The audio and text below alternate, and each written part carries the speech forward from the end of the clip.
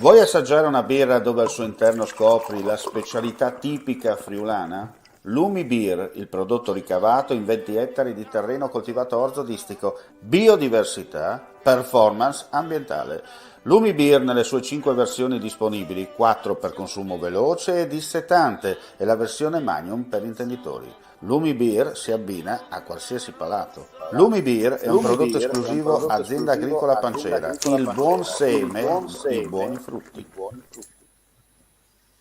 Ben ritrovati gentili amici e amiche alla visione all'ascolto per quanto riguarda l'informazione su friulitv.net, dunque gli aggiornamenti di cronaca delle ultime ore. Partiamo subito da Gorizia. 5 operai del servizio manutentivo dell'azienda sanitaria universitaria Giuliano Isontina di Gorizia sono stati denunciati dalla Guardia di Finanza per falsa attestazione di presenza in servizio e peculato.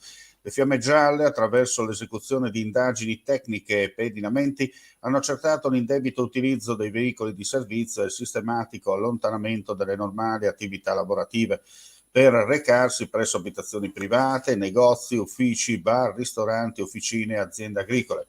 Condotte rilevate anche nel corso dell'emergenza Covid.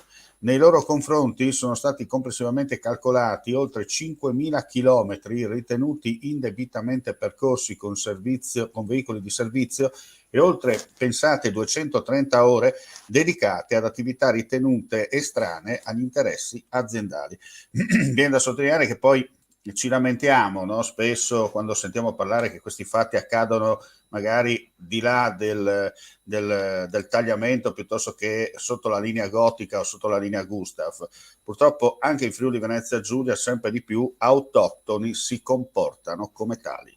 E adesso restiamo in tema in Guardia di Finanza, ma ci spostiamo in provincia di Pordenone, lavoro nero nei campi in servizio.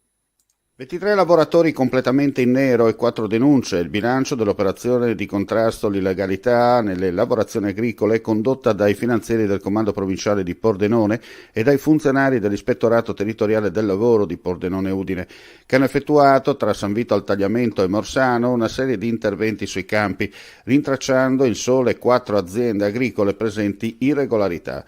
I controlli hanno preso spunto dalle indicazioni pervenute sia dal Ministero del Lavoro e delle politiche sociali che dal Comando Generale della Guardia di Finanza, confermate e supportate a livello locale da quelle impartite dal prefetto di Pordenone, che sul tema aveva indetto uno specifico tavolo di confronto affidando la regia dell'attività alla Guardia di Finanza e all'Ispettorato del Lavoro.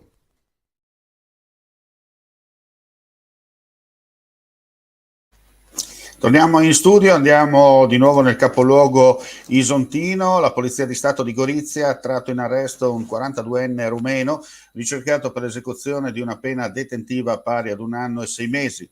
L'attività effettuata dal personale della squadra volante della locale questura è iniziata nella notte tra il 13 e 14 maggio scorsi, quando un equipaggio in servizio di controllo del territorio ha proceduto a fermare un veicolo sospetto con targa inglese.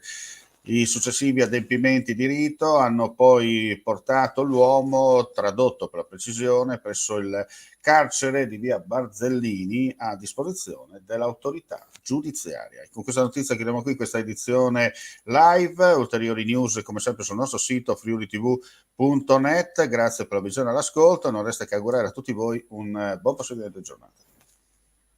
C'è chi ti promette la luna, chi ti promette le stelle, chi farà un nuovo universo se sarà il caso. Noi non ti promettiamo, facciamo. Media Triveneto, il nuovo network del Nord-Est. Chiama senza impegno allo 0434 31 63 25, orario ufficio, da lunedì al venerdì. info@mediatriveneto.com.